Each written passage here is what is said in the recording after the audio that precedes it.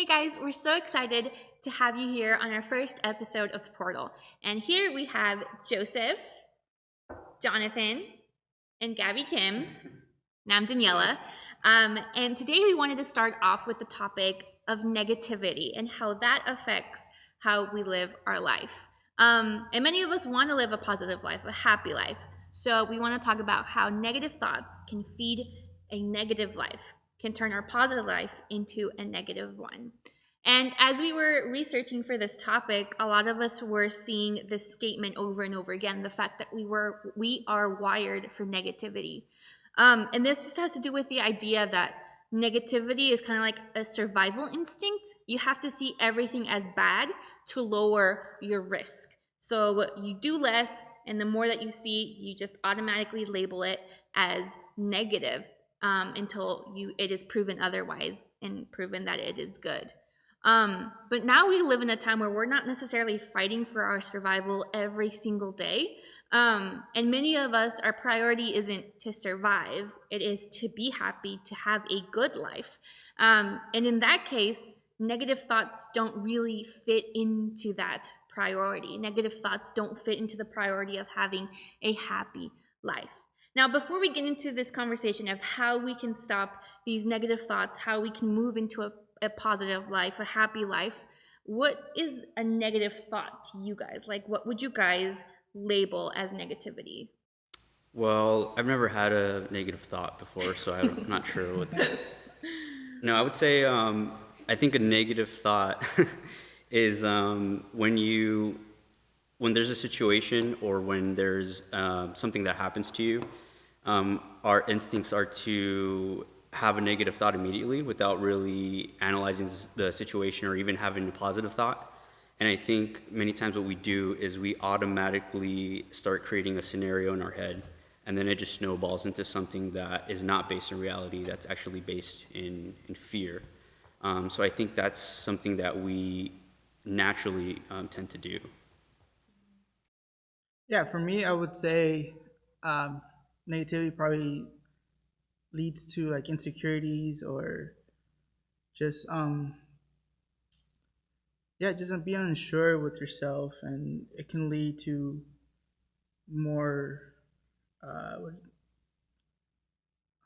I think it's a cycle, because I think your insecurity can feed your negative thought, but if you feed into your negative thought, it grows your insecurity even more. Right. So it's like your insecurity is what allows the negative thought in the first place, but if you don't do anything to stop that negative thought, it just increases that insecurity again, and it's just like a cycle growing. Exactly. Keep going.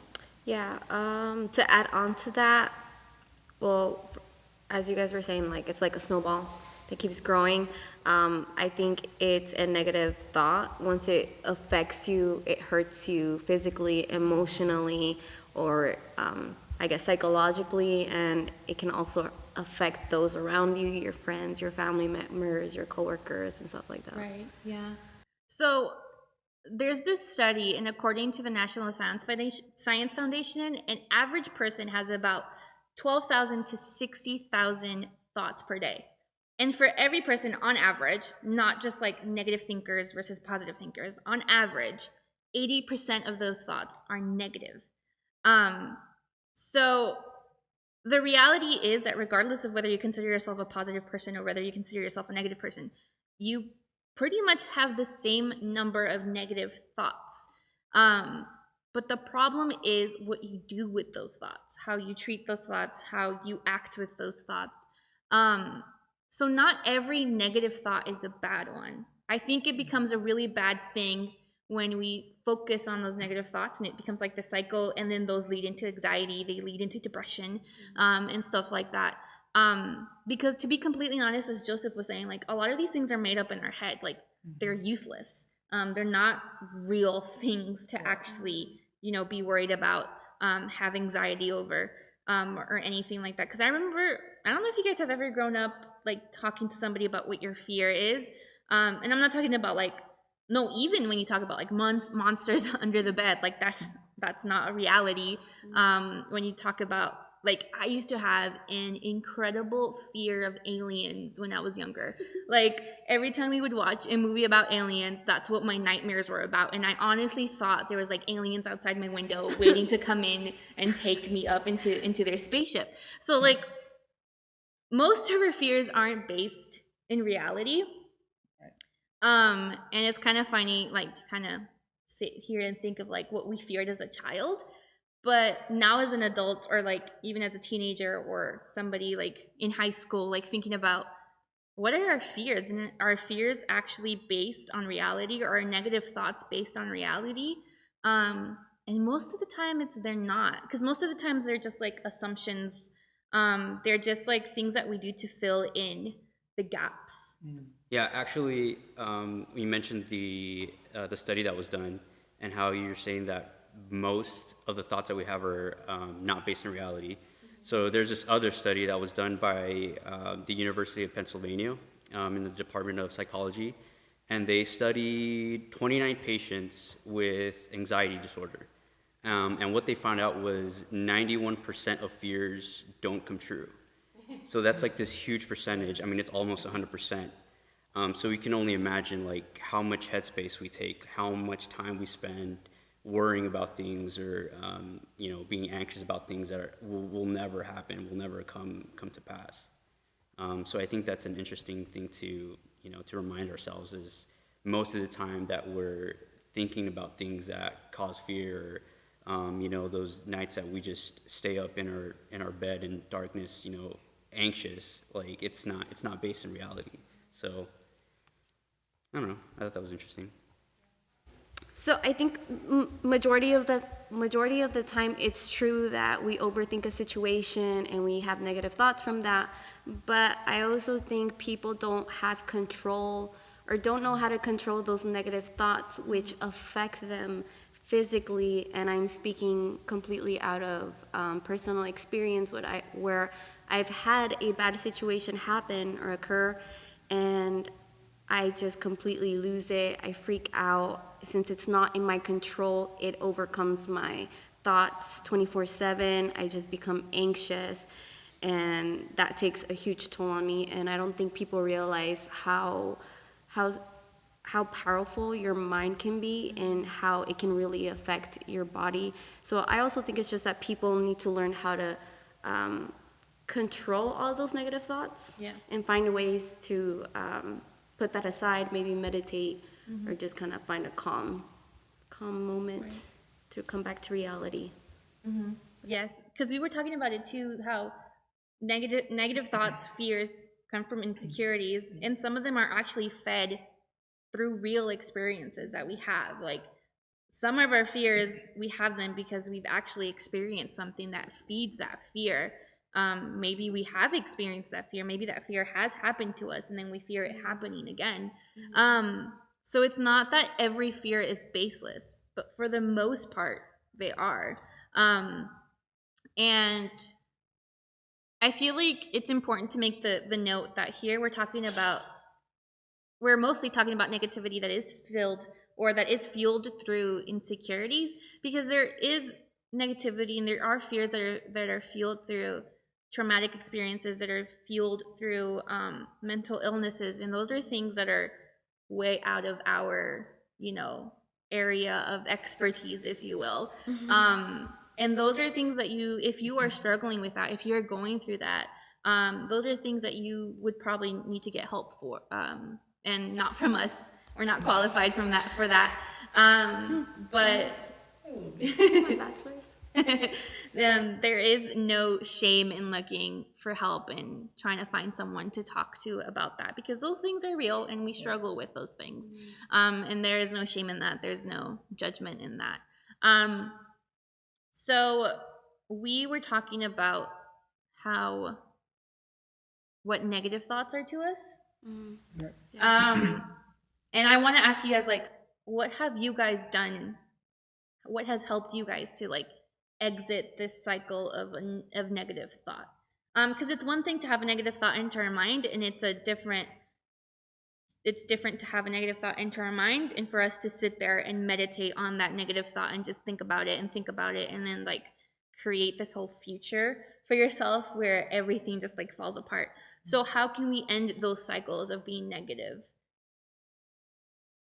I would say motivation would be, at least it helped me in the past, where I would see myself as like in a negative situation or negative just thoughts, and um, kind of like putting pressure on myself where education was in, or yeah, let's say education, and I wasn't, I didn't think I had that.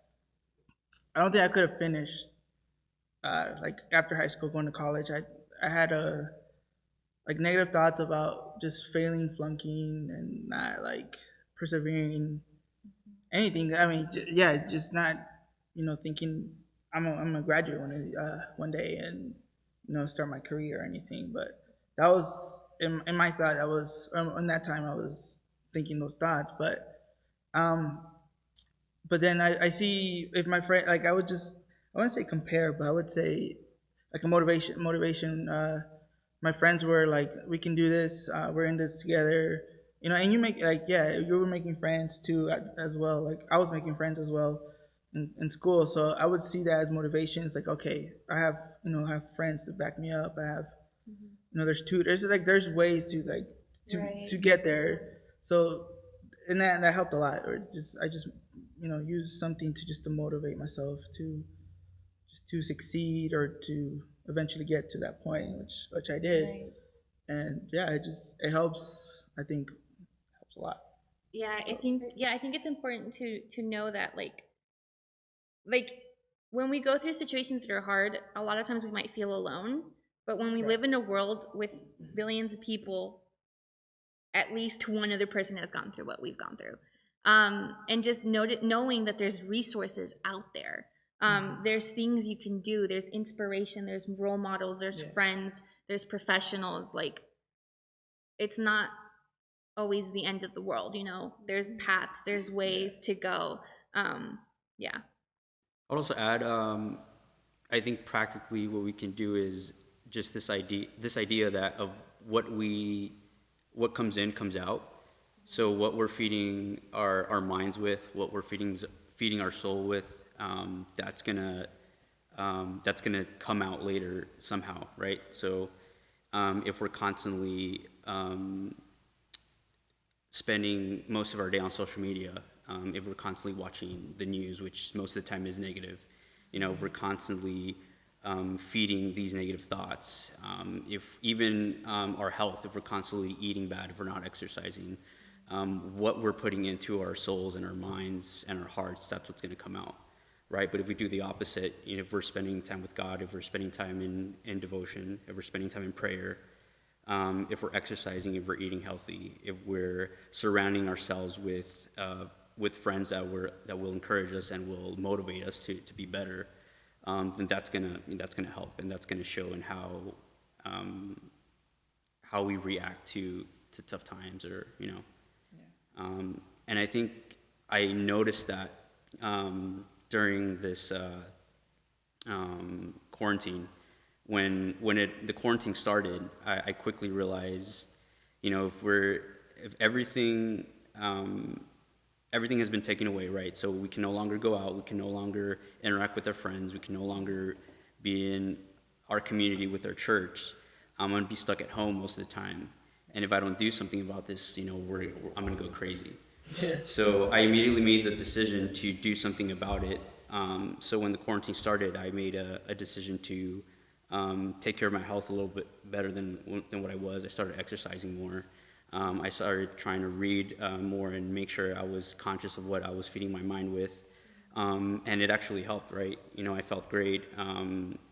It was easier to deal with negative thoughts or with anxiety. But then after a while, it gets to you. And the later part of the quarantine, I kind of stopped doing certain things. And I started watching Netflix more. I started watching or spending more time, just on social media. I would skip a run here and there.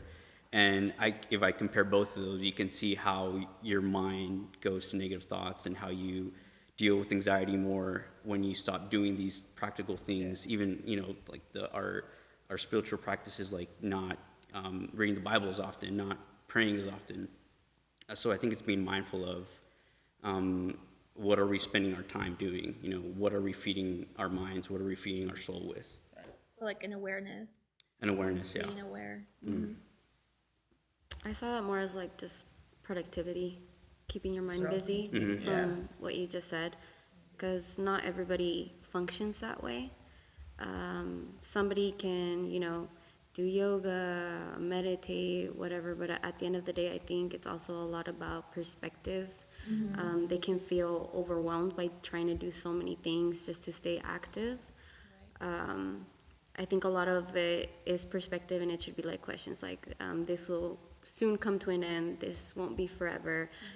Kind of like take it day by day, which some people function that way. They can only think about it day by day rather than in the long run, because we don't know that. We don't have control over that, which some people that will give into anxiety, which gives into the negative thoughts. So I think that's a great way, but we can't also forget about other people that, you know, I guess put out differently, or not put out differently, but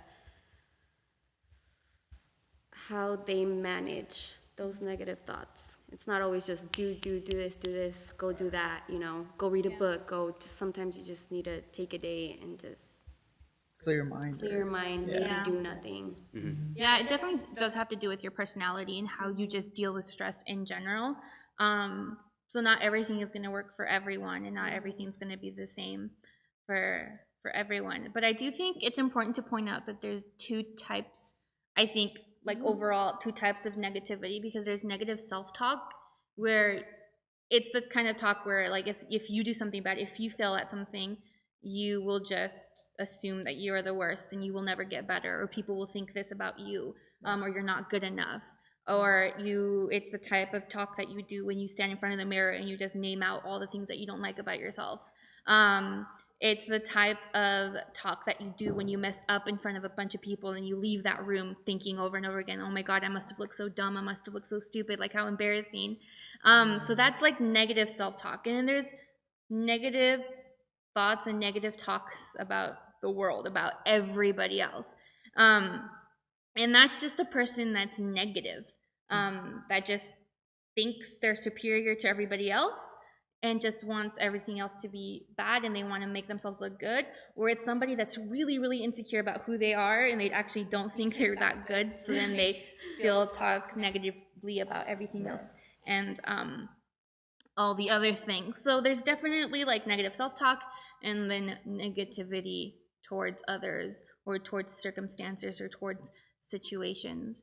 And I think we've kind of mentioned this throughout the whole thing, but it's really important, not only negativity, but also positivity, and happiness. Neither of these things have anything to do with circumstances. I'm sure in my experiences, the families or the people that I've met that are the most happy, that are the most positive, are not people that live the life that I think will make me happy. I don't know if that made sense to you guys, but like, sometimes I think of like, I'm gonna be super happy when I have my dream job, when I have my dream house, when I don't have any debts, when I don't have this and this and this. But then the people that I look up to for being positive, for being happy, don't have that lifestyle. They don't have this perfect lifestyle. A lot of them have a lot of struggles. A lot of them are going through a lot of things. So negativity has nothing to do with your circumstance, and happiness has nothing to do with your circumstance. It all has to do with how you feed your soul, how you feed your mind, and the actions that you decide to do with those thoughts. So I think that's really interesting and kind of cool to see those people that inspire you in a positive way, and you're kind of just looking at them like in awe, and it's like, I want to be happy. And you realize you have absolutely everything you need to be happy. Like, you have a body, you have a heart, you have a soul, you have a mind, you have a relationship with God, and it's just like, it's all available there to you, which brings me to my tool to help me get out of a negative thought cycle. And I think this is the tool that you have to use, or you should use, regardless of what it is that you struggle with, regardless of what sin you're struggling with, regardless of what situation you're struggling with, but it is gratitude. It is being thankful for what it is that you have. Because this happened to me recently. Jonathan and I, when we got married, we got a house and we were super excited. We loved it. We were super building into it. But as soon as we started living in that house and like things started to break down and we had to like pay for certain things. So a reality check. Reality check. And then all of a sudden I was like, oh, we should have never gotten this house. It would have been so much better if we lived in an apartment. Or then I started to look at other houses and it's like, okay, when we finally move out of this house, like we're going to get this much better house. And then I remember one day I turned to Jonathan and I was like, why is this a cycle in my life? Like, why do I get something that I have been praying for and then all of a sudden turn around and like point out all the bad things about it? Like, why? And so then I told him, I was like, you know what? If this is the house we're going to live in for the rest of our lives, I am happy. And I was just like, we have a house. We're in our 20s. We own a house. Like, that is enough. We have a roof over our head. Like, why am I complaining about anything else? But just being thankful with what you have and understanding that what you have is enough. And an RV, worst case scenario. An RV? Yeah. Live out an RV. Drive across the country or something. That'd be fun, but not forever. For a little bit, I think traveling is fun. Because Jonathan and I were talking about this earlier too, and he was saying how whenever he goes through a bad situation or a bad situation or a situation that he's struggling in, he's always like, I'm gonna get out of this situation and we're gonna be good. It's gonna be great. Like, in the future we'll be good. Well, the best is yet to come. This situation isn't forever. And I don't think that way. I'm not like, things are gonna get better, like everything. I'm like, my life is gonna stay the same, but I'm satisfied. Like, I just try to get myself to a point where if everything stays exactly the same, that the exact same way that it is, I'm content. And then Jonathan's like, it's gonna get better. Obviously, he's also thankful for what we have and content in the moment. Very much. But I just don't have that extra layer of optimism that he has of like, things are gonna get better. I'm just kind of like, no, they're gonna stay the same. But I think I'm pretty good with what we have. I think I know you with my optimism. Annoy me? Yeah, I think you can't. I think you think it's not real that I can be that optimistic, but I am. Like, that's how I see it. Like, I would say I wouldn't, like, nowadays I wouldn't struggle with having negative thoughts. Back then I would, for sure. At a younger age. Still struggle with it. But I wouldn't say I would like just think about. I wouldn't be there hours and hours of like just thinking negative. It's pretty fun. You should try it. I can't, like. If you I'm think about it though. No, go ahead. Well, it's just I could say I'm pretty happy, even though like sit right now, the pandemic and all that's going on right now in the world. It's scary. It's bad. Obviously, it's negative. But I think it's like maybe like a test or something. Like, maybe it's making us stronger, or within ourselves first, and then within our relationships with friends, families. Like I haven't seen my mother in quite some time. Like, it's been months. I mean, that's, for me, it's a negative. Like, I can't go say hi or hug my mom because she's a person that has like high risk for COVID, so don't want to risk that. But even like a FaceTime call or just texting her, calling her, pretty much like I would say every day or every other day is just something positive for me and something I can handle. And I'm like, okay, I talked to my mom today, like that's great. Move on to the next positive thing. I'm gonna go see my wife when I get home. Positive, my dog, like all that stuff. That's what I guess I put more positive thoughts than negative thoughts. Mm-hmm. So that's why I feel like I don't struggle with negative thoughts myself. Like, yeah, they're there, but I wouldn't say, like, I would just move on to the positive thought and leave the negative thought outside and probably don't go back to it. Like, I just forget and move on. Mm-hmm. That's my way of yeah, what I was gonna add onto that, well, if you think about it, we've been programmed since like we were little to always just be like, tomorrow will be better, or the next time will be better. You'll do a better job next time. They don't teach you that it's okay not to deal with, but to take in that negative moment like, okay, I did bad, but it's not the end of the world. And because I feel like I'm kind of similar to Jonathan, where I'm like, okay, tomorrow will be a better day, you know. And there's actually Stephen Furtick, he does a sermon about that, how we just kind of put, like how we pray about things that we want, like we want this, I want a house, I want this new job position, and then once we get it, we're not grateful for it. Yeah. We start looking towards, okay, now that I have a house, we want to have a baby, we want to buy a dog, we want to, you know, all this stuff, and we're not being thankful for the things we have. Yeah. And that's just another big part of it. Yeah. And I think it has to do with the fact that we struggle a lot with living in the moment. And I can personally be like, I struggle so bad with living in the moment. Yeah. I'm always thinking about tomorrow. I'm always thinking about the next second. Like when we're at the store, sometimes when we're even here at church, I'm like, all right, what are we going to do after? Like, what's going to happen afterwards? Where are we going to go? How are we going to do this?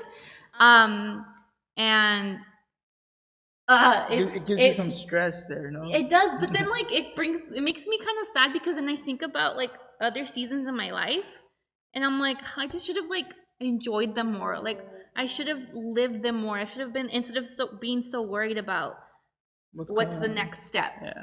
It's like, live in the step that you're living in. And I feel like everyone says that, and no one ever listens to anyone that says this, because I've been told that all the time, and I'm just kind of like, no. Yeah, I think it's dangerous. I would say, how would I say it? It's dangerous when nothing is good enough. Like there's always something better and always something better. Mm-hmm. And if you keep thinking that way, it's like, when are you gonna be happy? Like, are you really gonna be happy when you've accomplished something, but wait, I can do better, or I can it's like a never-ending story. Like, how are you gonna? What's gonna the end's gonna come. So there's always an end. When you die. Exactly. I don't want to say that, but I mean, it fits in with this whole negative stuff. Exactly. See, positive right there. Yeah, see? But, great example of both. Yeah, so I'm just saying, it can be dangerous when nothing satisfies you, but when you think it does, oh, this is gonna be great. It doesn't. But then reality hits you or something. Yeah, it's reality hits you. It's wait, we could have found something better. Find something better. Well, I mean, it's.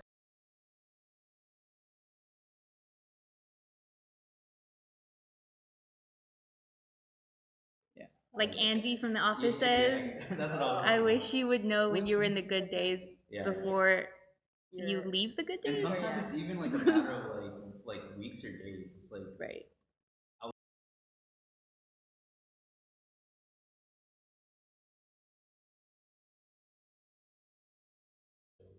It's perfect. There's nothing wrong about it, but it wasn't in that.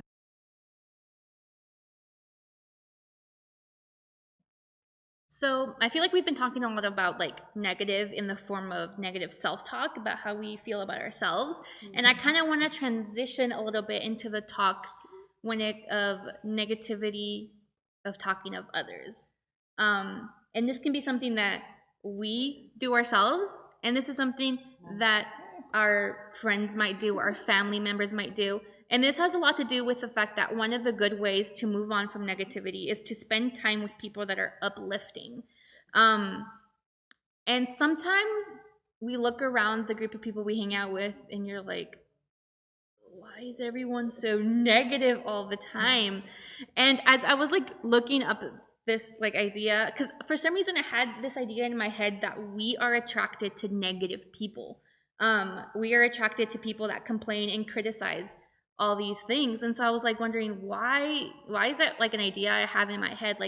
And is that true? So when I looked it up, there was an article talking about why are we attracted to negative people? And I was like, okay, so this is something that's happening. People are actually attracted to that. And the truth is that negativity is contagious. The same way as happiness is contagious. I don't know, you guys, but if someone has ever laughed and you don't even know what they're laughing at, but you just hear them laugh, and then you just start laughing with them because It's contagious. That's you and I all the time. yeah. Like I just randomly laugh at a video or something. She's like, "Why are you laughing?" I'm like, "It was funny," and then she starts laughing. You didn't even see it. But So yeah, just how happiness is contagious, so is negativity. So the question is, why are we attracted to negative people? And this article put 3 or 4, I think it's 4 different reasons why. Then the first one says that their negativity introduces new ideas we hadn't thought of. So most of us trust criticism more than praise. We trust when somebody tells us something bad about ourselves more than we trust when somebody compliments ourselves. Because we kind of take it from this point of like, oh, they're like telling me how to be better and I want to be a better person. So I'm going to repeat this thing that they are saying about me. Like, for example, like if I told Joseph, you're bad at playing drums, like, I don't think you're good at it at all. Like, that's going to be what's stuck in his head versus all the people that are telling him, like, you're great, like, you're awesome. When we see you play drums, you're going to be like, no, but this person said that I was really bad. I should probably work on it more, like, blah, blah, blah. Those are the things. We just have a cycle of thinking of negativity more than we think of positivity. And also, along with that, is that sometimes negativity is usually what we use to be funny. Like, negativity is what feeds our jokes. That's a great point. Go ahead, finish your thought. Is that what you do best? You can say something about that if you want. No, yeah, that's actually what I was thinking of is, I think it's a pride thing. So, usually so my thought was, I feel like my generation and then the following generations after me, one of the most common forms of comedy is like sarcasm, right? Mm-hmm. Like that's the language we speak. And usually sarcasm is, and I'm like the most sarcastic person, so I feel like I can't really speak. But I think most of the time, or a lot of the times, sarcasm can be negative. Like you're just being negative, and usually when you're being sarcastic, you're usually either criticizing someone else or something else, right? And when you're doing that, what you're doing is you're putting yourself as the judge in a sense. You're elevating yourself above either that person or that group of people or that situation.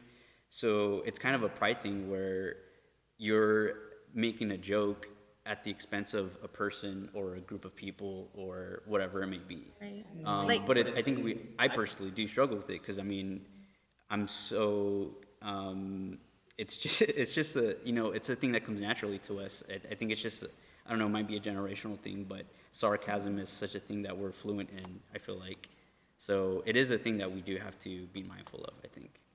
Yeah, I think sarcasm is one of the things that, in my experience, I never like it when someone's sarcastic with me. Because most of the time it is them telling like, oh, you didn't notice that? And it's usually like in a really mocking tone of voice and like their facial expressions.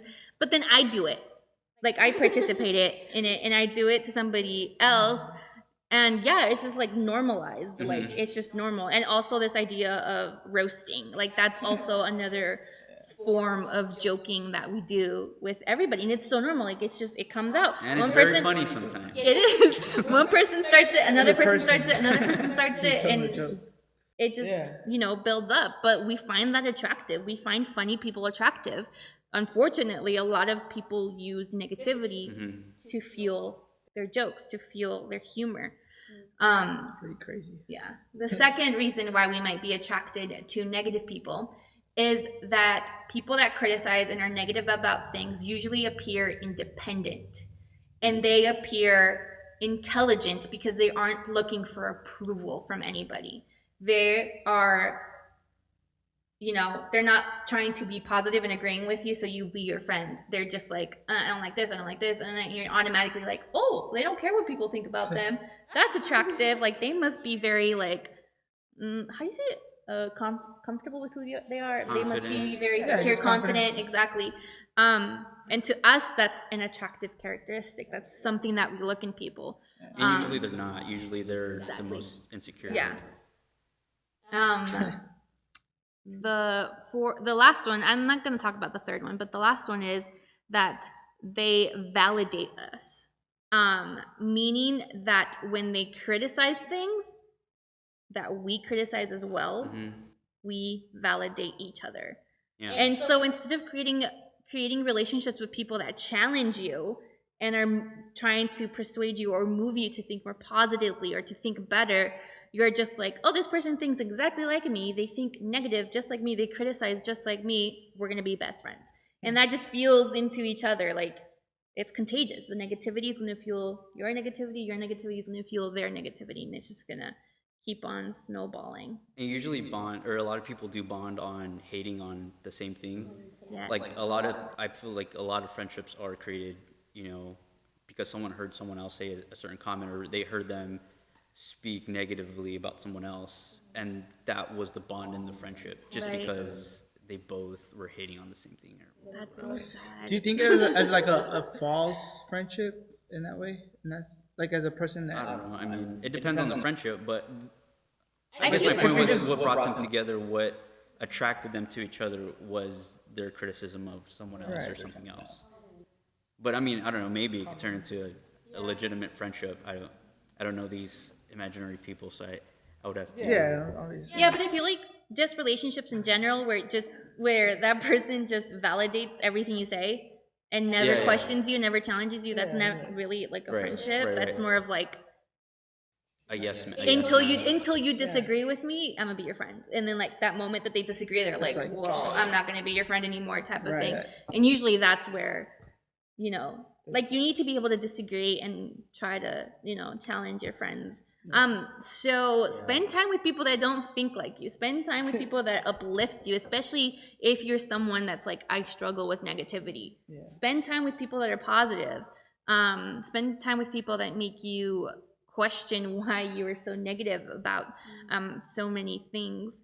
And like I said, like we might find these things attractive in people, but sometimes like you'll become their friends, and then after like a month, after a few years, you'll realize like this is actually really toxic. This isn't a strong thing for them to be negative. It's a weakness. And it's kind of like influencing the way I think. It's influencing the way I talk. And it's happened so many times to me before. I don't know if it's happened to you guys, but like I've heard my friend say something that's not necessarily good or positive, and then I go turn around and I have a conversation with somebody else, and for some reason we end up talking about the same thing, and then I make that same negative comment, and then afterwards I'm like, I don't really agree with that. I don't know why I said that. Or sometimes you're like, I do agree with that, but why do I agree with that? Like we never had that conversation as to why we think that way. So just be aware that when somebody is being negative, especially towards other people, especially in situations that they might not be completely informed in, or maybe things that they're not even involved in. Like a lot of people just complain or criticize or are negative about certain things that they have no like complete knowledge about, and then but they feel very like in their position, in their like opinion, the authority of their opinion, exactly. But and I'm not saying like those people can never be friends. I'm just saying like everyone struggles with negativity. Everyone can struggle with that. But the point is, you have those conversations with your friends. Like, do you guys question your negativity? When someone is automatically like, ugh, I don't like that. That's stupid. Are you like, why?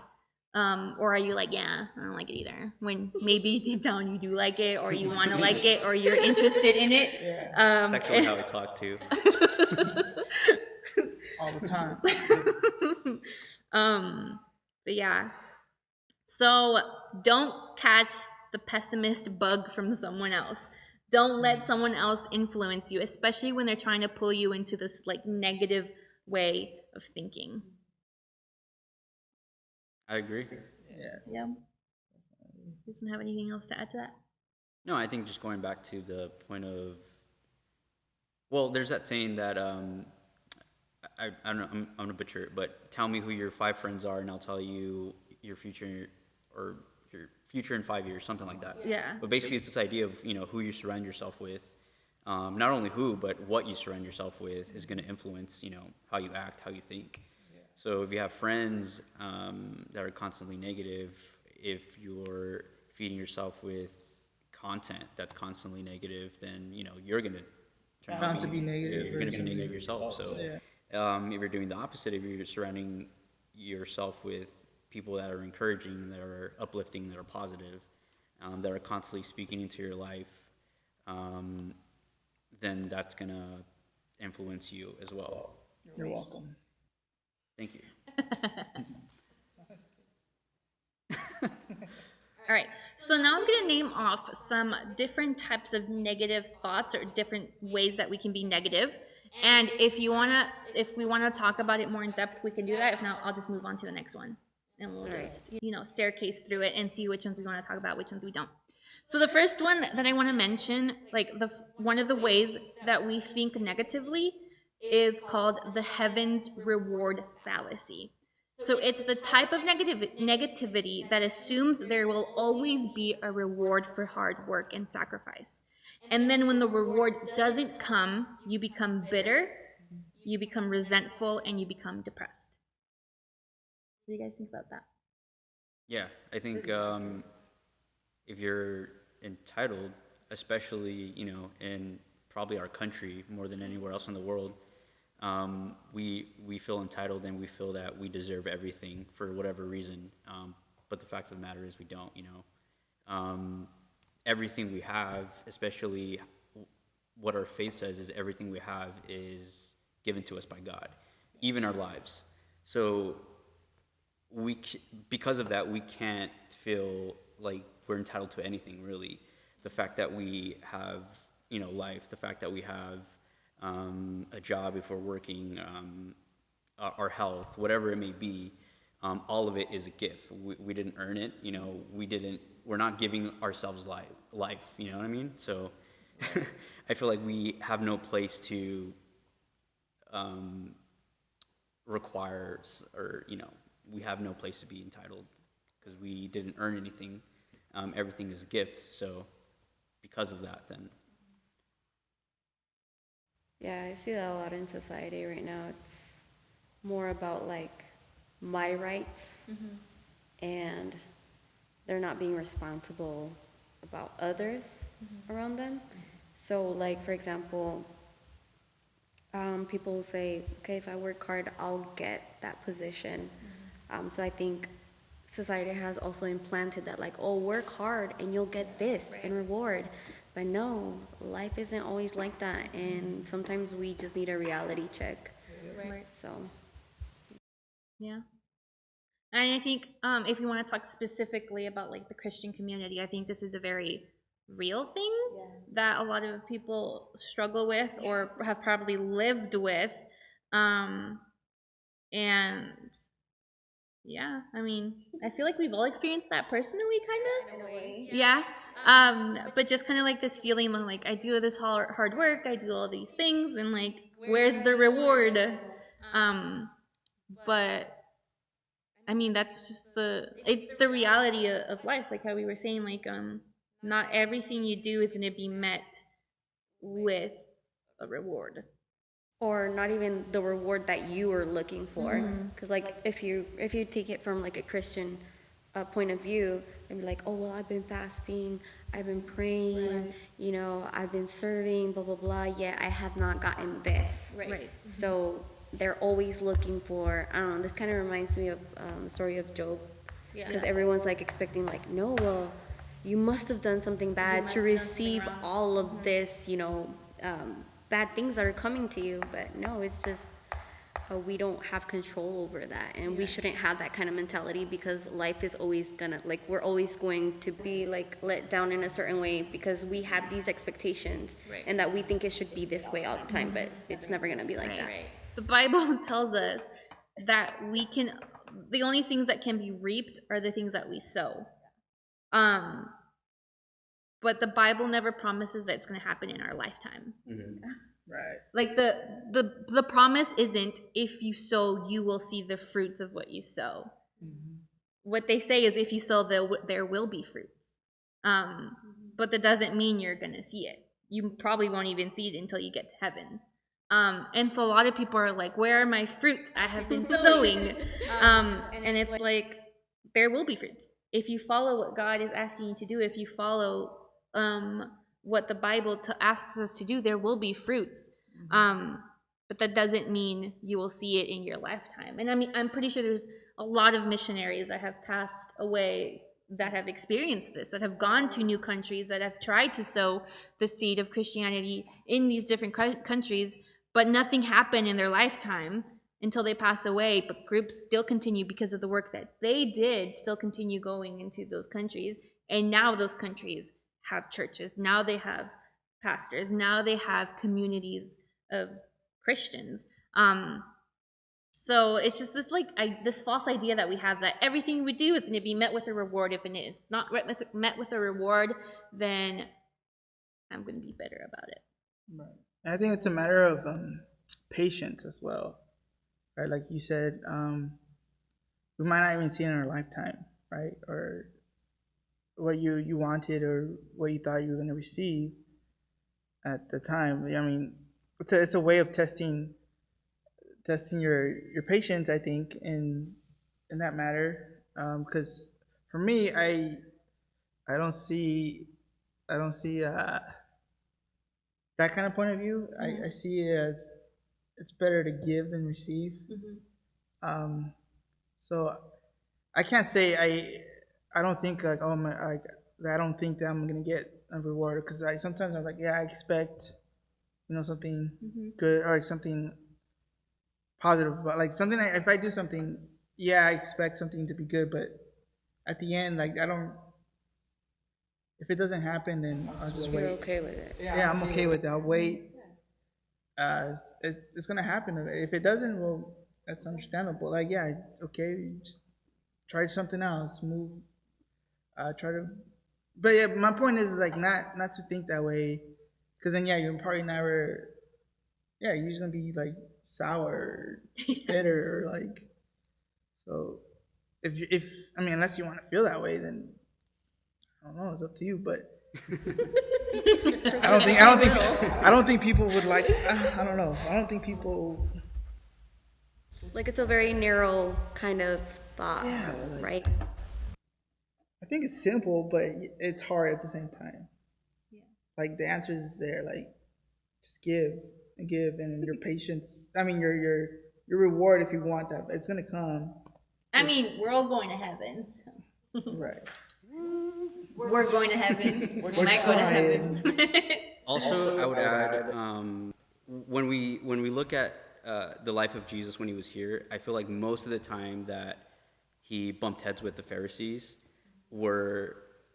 it was him trying to convince them, or basically his message was trying to convince them that you didn't have to earn your salvation, right?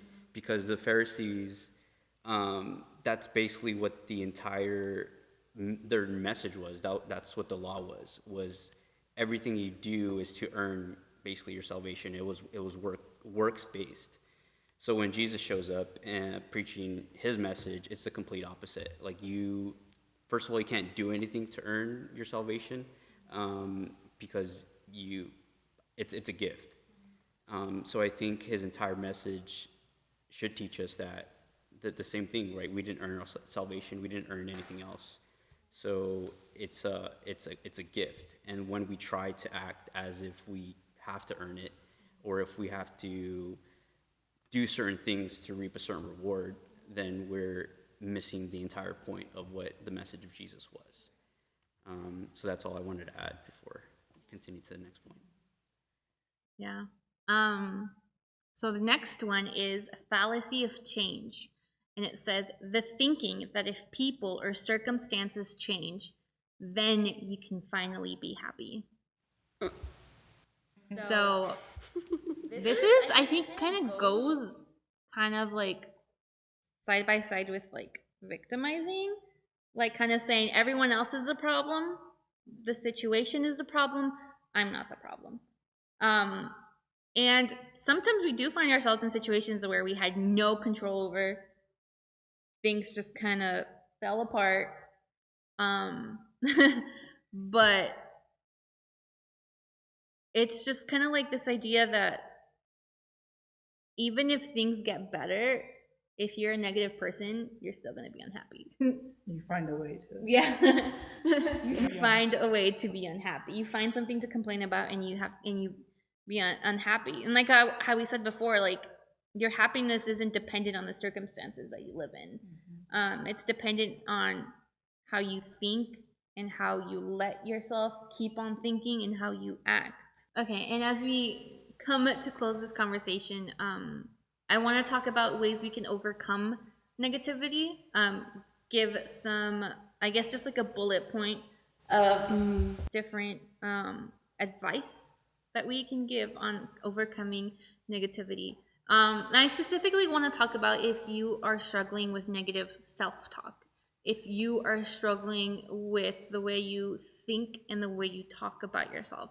And I specifically wanted to talk about this because this is something that I struggled with most of my teenage years. And I think that is what created this cycle of like feeding in my insecurity. And it's just, it's kind of different growing up and then looking back and realizing that I could have been a lot happier than what I was. And a lot of it wasn't based off of reality. A lot of it wasn't based off of things that were actually happening in my life. They were just thoughts that I would feed myself. So if you are going through a stage where you are negative self-talking, know that I understand what you're going through. I went through that. I understand how it decreases your motivation to do a lot of things. I understand that it makes you feel helpless in new situations or in situations that you had faced before. I understand that it increases your stress levels in any type of situation. I know that it can be painful and it can be a hard time to grow up in. And the only advice that some of the advice that I can give you guys is to know that you are being critical, that you're being self-critical. Know that a lot of what you're telling yourself is a lie. Know that a lot of what you are thinking about yourself is not true. And remove this like thought, like when your parents compliment you or when your friends compliment you. Stop saying, oh, you're just saying that because you love me. No, a lot of what they're saying is true. And it is reaffirmed in the Bible. It is reaffirmed in what God says about you. Understand that your thoughts and your feelings do not equal reality. They never do. And I'm a person that values emotions so much. I love feelings. I love emotions. They tie us to music. They tie us to movies. They tie us to different times in our lives. They tie us to nostalgic memories. But emotions should never dictate your life. They should never dictate your decisions. So when you're feeling sad, when you're feeling worthless, it's not real. It's not true. And we have to create this like system in our head where we can recognize that and we can say, you know what, this isn't real. What I feel isn't real. Talk to someone, anyone. You have your parents. You have us to talk to if you are feeling self-critical, if you are feeling that you are talking negative about yourself. Because we are here to uplift you. That's what we're here to do. We're here to guide you in your relationship with God, but we're also here to uplift you in your purpose and uplift who you are and who God created you to be. And I had said this before, but know what God says about you. Know what the Bible says about you. And I have a short little list of what the Bible says about you. The Bible says that you are a child of God. And as a child of God, you are an heir to everything that He has. You are not worthless, and you do not have a future that is not filled with everything you need. You are a friend to Jesus, that you can talk to Him, you can have a relationship with Him, and you can be with Him when you need to be. And not only that, but He is a friend in the sense that He understands you. He understands your heart, and He understands your mind. You are free, completely free to be who you are in Jesus, in God. You are called a saint. I know a lot of times we hear this like thought, like, I sin because I'm a human. It's only human nature to sin. But the truth is Adam and Eve were human before they had even sinned. Sin isn't what makes us human. We sin because we are fallen. But in God, we are human, and He calls us saints. You are wise. You are righteous. You are triumphant. You are a winner. You are chosen. You are blessed. You are alive, not only on earth with a body, but you have a soul that gets to be with God. You are a light in the darkness. You are the salt that gives flavor to the world. You are complete in Christ. There's not anything that is missing from you. You're not missing anything. You don't need anything more to be who you need to be, who God has called you to be. And most of all, you are loved. And not just by God, although God loves you, and I think he loves you enough for anything, but you are loved by us. You are loved by your church. You are loved by Jesus. And yeah, I just want you to be able to read that list and understand that this is the thing that describes who you are. God describes who you are. And he doesn't get anything wrong. So that is how you can hopefully improve on your negative self-talk. And always remember, you always have someone to talk to. With me, with Gaby, with Jonathan, with Joseph. We are here for you guys, and I hope you guys know that in every sense of that. So that was for negative self-talk. So let's move on to overcoming negativity in the way we think about others and the way we think about certain situations. And I think we talked about different little advice throughout the entire thing, but let's just condense it into some bullet points. What are some points that you guys remember that we talked about? I think just going back to the point of basing ourselves in reality, trying to focus on recognizing what's real, right? So I think many times it's hard for us to distinguish between what's reality and what's something we've created, or an entire world that we've created in our minds. So I think it's when we catch ourselves living in fear, when we catch ourselves having all these negative thoughts, I think it's healthy to stop ourselves and say, all right, am I overthinking this? Have I overreacted? Have I created all these scenarios that are not based in reality? Or is this my reality? Is this actually what I'm living?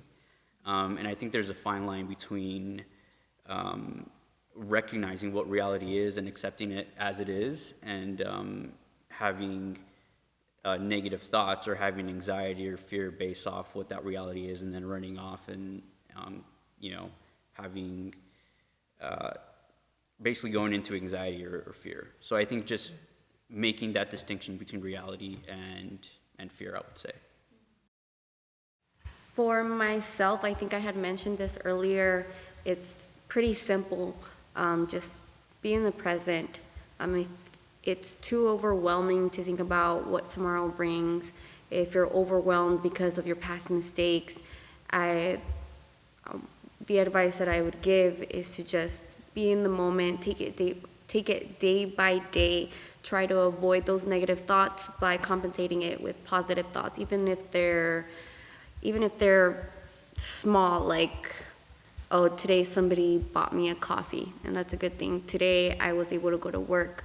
Today I was able to bless somebody else by buying them lunch. At first it might seem a little bit nonsense, but in the long run it does work, and it helps you refocus and recenter by being positive instead of just attacking yourself with negative thoughts. Yeah, I would also add this idea of focusing on what's coming in, what we're feeding ourselves with, maintaining ourselves to be positive. And I think we're called to not only choose positivity or choose a healthier way to encounter situations or encounter people, but I think as Christians, as followers of Jesus, we have a hope in Him that overcomes any situation, or basically even our reality. One of the verses that I've taken that have encouraged me, or that one of my favorite verses, is John 16:33, and it's when Jesus is talking to His disciples, and He says, I have said these things to you, that in me you may have peace. In the world you will have tribulation, but take heart, I have overcome the world. So the first thing He says is He guarantees that we will struggle. He doesn't beat around the bush. He doesn't sugarcoat it. He guarantees that we will struggle. We will go through difficult times. But then He follows it up with take heart, be courageous. have hope in me because I've already overcome the world. I've already overcome death. So I think that is much more powerful in putting our hope or even having positive thoughts in things of this world that will eventually, let us down. But when we put our hope in Jesus, when we put our trust in him, then we basically become fearless. We become unstoppable because no matter what happens, no matter what situation we encounter, we have that refuge to go to. We have that hope. So that's what my encouragement would be, is to keep that in mind. I think we talked about turning your negativity into action, and not just letting yourself sit in your negativity, but like there are some negative things that we are in control of. There are some things that we can change, and instead of focusing on the things we can't change or we can't do anything about, what about the things that you can do something about? It's inevitable to have negative thoughts. It's inevitable to have negative situations. But how can you turn those into action? How can you turn them into positives? And yeah, doing something about it, not just, thinking about it. Right. Like another way of overcoming negativity is just to spend time with, uplifting people. The question, I think it was why we're so attracted to negative people.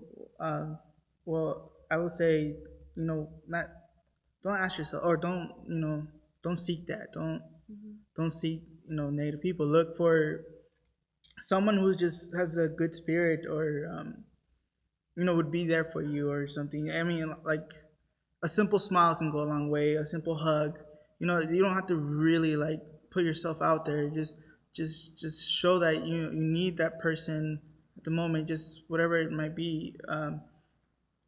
It can be something small, something big, whatever. But just look for that person where that person cares for you and just wants to give you just love. And I think that can help you with the seeing or being attracted to the negative people, I guess, or like just people that wouldn't be healthy for you. So I would say look for people who just want to help you, and and just take it make it. I don't know. It can go a long ways with just seeing people, positive people there. Contagious. It's contagious, and they're around. Like Daniela said, we're here if you need us. Definitely help you out in that circumstance. Yeah, thank you guys so much for joining us. I do want to finish with this last verse, but be sure to come back next week because we'll have another video out then. But I just want to finish reading Philippians 4:4-9. It says, "Rejoice in the Lord always. I will say it again, rejoice. Let your gentleness be evident to all. The Lord is near. Do not be anxious about anything, but in every situation, by prayer and petition, with thanksgiving, present your requests to God. And the peace of God, which transcends all understanding, will guard your hearts and your minds in Christ Jesus. Finally, brothers and sisters, whatever is true, whatever is noble, whatever is right, whatever is pure, whatever is lovely, whatever is admirable, if anything is excellent or praiseworthy, think about such things.